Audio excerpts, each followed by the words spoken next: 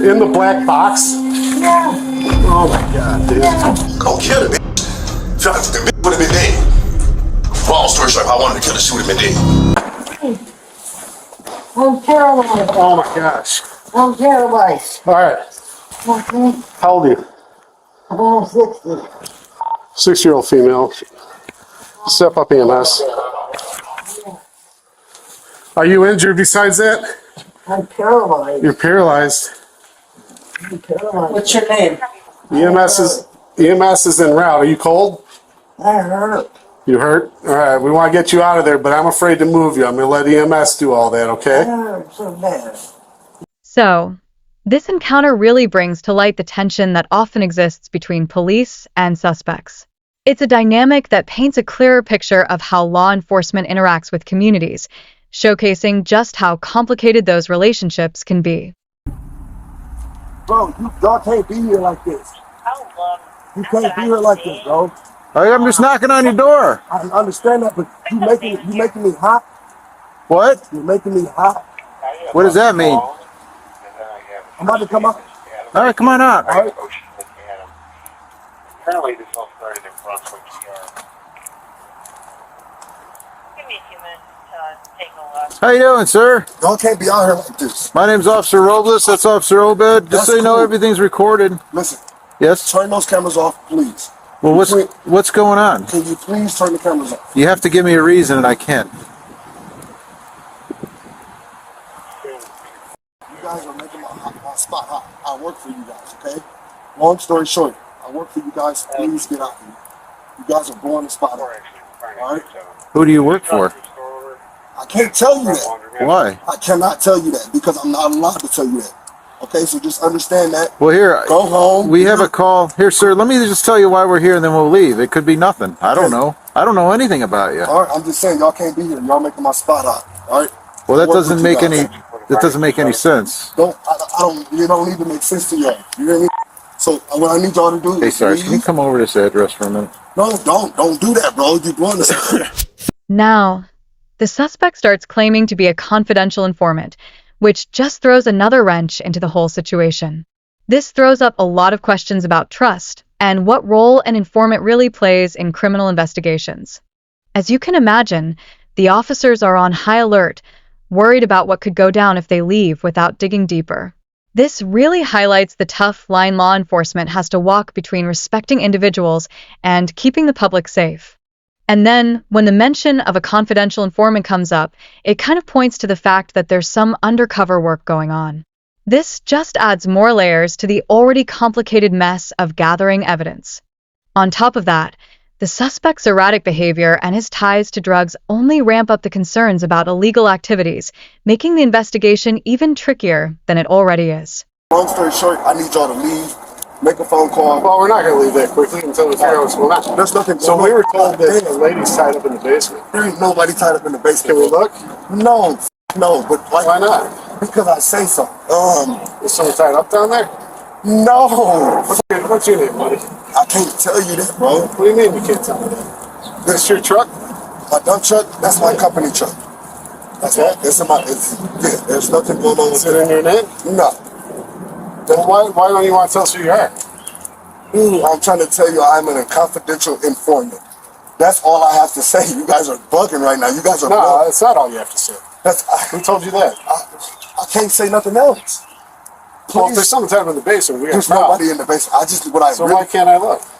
Why do you? Because all that stuff that went on in the past with those 3 girls, man, we got to take this seriously. What and 3 look into girls? it. What 3 girls? Gina De Jesus. I don't know them All hoes, man. that Y'all, stuff. You know what I'm saying? Listen, I'm if about we to don't give- take this seriously, I'm and about there's to give something you going my, I'm on. about to give you my social security number. Oh yeah, Here you go. Stop. Please don't that's do all that. right. Yeah, please We're don't. not going in without you. Yeah, you can't do that. Tell him please not to do that. Do what? Like I'm not going in your All right, that's fine.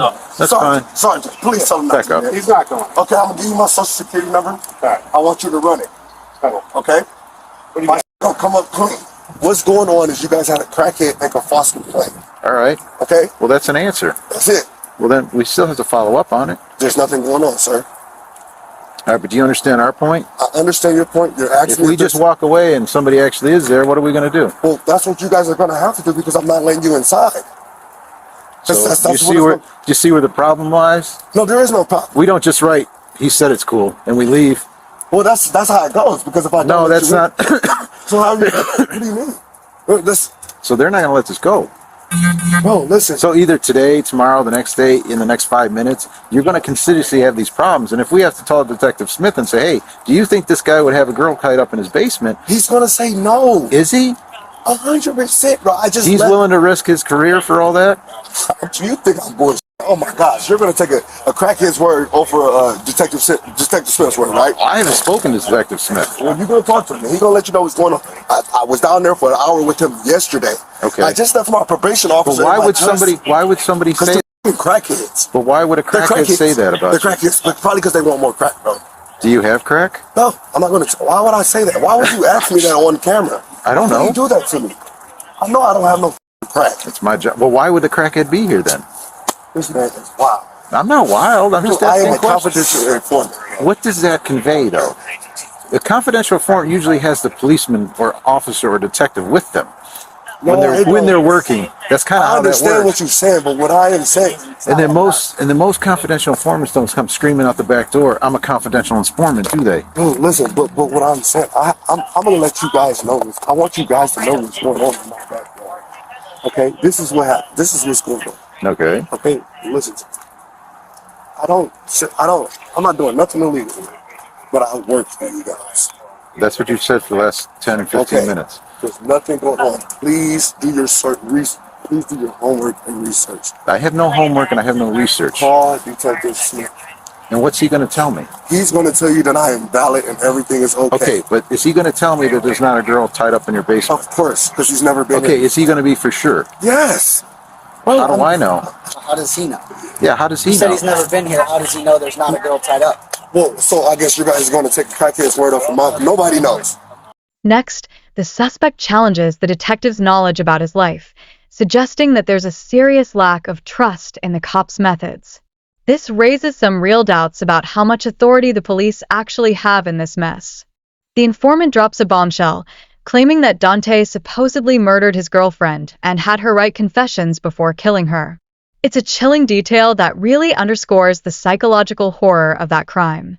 As things start to unfold, more details come to light about the physical evidence and the actual location of the murder. The informant talks about how Dante tried to move the body around to stay off the police radar. The informant's fear also creeps in, sharing that Dante has threatened them too, adding a real sense of urgency to the investigation. It's not just about solving a crime anymore. Now there's a need to protect lives. What did he do to you? He kicked my punch. He did what? Kicked me Hey, punch. Scott, you want fire to come at least get her upright? She says she's pale. I don't know. I know, but if we get fire here, they can. Are they here? No, you gotta know ETA, I mean. They've been dispatched. Huh? Did he stab you? Yeah. Where are you stabbed, do you think? Your arm? Alright. Did he sexually assault you at all? Okay. Do you know how long you've been here? Yeah. Is it just one day? Yeah. Delante is taken into custody as the victim is carefully transported to the hospital. I was going for this, but like I wasn't going to kill her though. I wasn't going to. I've been beating her, and you know what I'm saying. But I just can't have her out on this.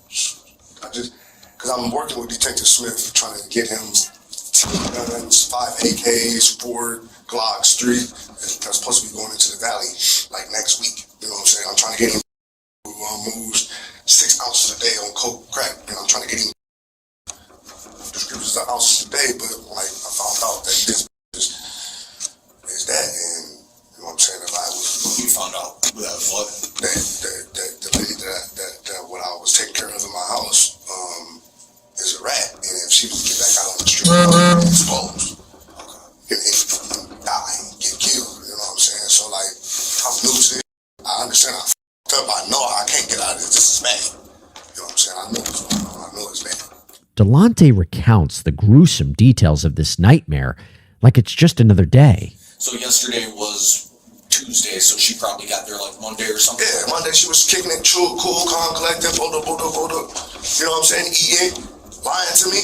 Like, dude, you tripping? Like, why do that? You know what I'm saying? So that's how that went down, bro. And I was like, I apologize, bro. Okay. But I just ain't trying to die out here in these streets with y'all with these crackheads. Because this is serious. Niggas die. I keep on telling them, like, I need to talk to a corporal. Put me in the room by myself. Like, the way y'all play that, like, it was 50 cars in front of my house. I don't think the streets talk. You know what I'm saying? Type shit. Like, so, like, I f***ed up, bro. But, like, I'm new to this. And I feel like my life is in danger, bro. People have tried to kill me 3 times already. You feel me? I've been shot in my I don't need my underarm, blood, all type of weird shit. This shit is crazy. I felt like I was gonna die if I didn't hold her for like 2 days and tell her, like, let her know what was going on. I'm gonna kill the bitch. Feel like the bitch would have been dead. Long story short, if I wanted to kill her, she would have been dead. Would you mind walking me through again? I know it's a little tough right now, and it's a bad time, but like everything that went through, like the time where you were together, like what happened during those days. And I just punched on her, slapped on her, till her good. Punched on her, slapped on her, punched on her, slapped on her. Okay. Punched on her, slapped on her, moved her from the basement to another room. Fed her, showered her, gave her some water, put a blanket over her. I'm just telling you the truth, bro. No, that's fine. Was I raping her? No. Okay. Was that what you about to ask me? No, I was about to ask me. No, like were you giving her drugs and stuff like that? Why would I give her my drugs? Why the f*** would I do that? Man. I didn't know. Hell no. Alright. So at any point when was she asking to leave, different things like that? She has nowhere to go. Okay. She has nowhere to go. All she was just asking was why. Stop, I won't do it again. I'll never tell, Blast, please. I'll never tell. I know I deserve this, but I'll never tell. Like, that's the code in the streets. That's what I'm saying. I got 4 beautiful kids. Okay. So during this time when the traffic stop occurs and she goes on her way, was there anybody that ever said, like, besides, like, if she was doing anything that, like, yeah, she told me No. that? No, I thought it was somebody else until I did my homework. Okay. So this is all you transpiring, doing everything, doing all your own stuff in your head and, like, hey. Listen to the detectives as we all got out the car. The detectives like, yeah, you can go. Thank you. Okay. Okay. You ain't even get searched. It's crap about $200 worth of dope in the car and scale, and you didn't even get searched. Yeah. No, forget your bag. You're forgetting your bag. They're helping her out. Back to the cops. Don't forget your bag. Go ahead, go. Thank you. While this is happening, the officers start hearing some sketchy noises coming from inside the house, which pushes them to search with some serious determination. Their concern ramps up as they start questioning the folks inside about what's going on. When they find a paralyzed woman, the officers spring into action, checking her condition and calling for EMS right away. She's opening up about having been hurt, clearly showing just how serious her situation really is. As everything unfolds, the officers are asking about any other injuries, stressing just how critical it is that she gets help. The woman's distress only amplifies the urgency for immediate medical attention. The suspect talks about their connection with the victim, insisting they weren't out to hurt her, but they also can't ignore the risk of her possibly being a snitch. It's this contradiction that really shines a light on how messy these situations can get. Reflecting on things, the suspect shares how they tried to look after the victim while feeling constantly under threat from others. Their story really showcases the tricky balance between wanting to protect someone and the real dangers involved. Feeling vulnerable and scared for their own life, the suspect paints a stark picture of the violent reality they're living in. Having faced multiple attempts on their life, the sense of urgency is definitely heightened. As we dig into Dante's mindset, it mirrors a common theme for folks in similar situations. They think they can dodge the serious fallout from their actions. This kind of bravado often leads to some bad calls. Dante really believes that a judge will sympathize with him based on his intentions, which is a pretty flawed take on justice. A lot of offenders often think that just having good intentions will let them off the hook. Lastly, when the conversation shifts to weapons and drugs, it really drives home how serious this whole legal mess is. Engaging in this kind of behavior comes with major risks, and the penalties can be downright severe, possibly leading to long sentences behind bars.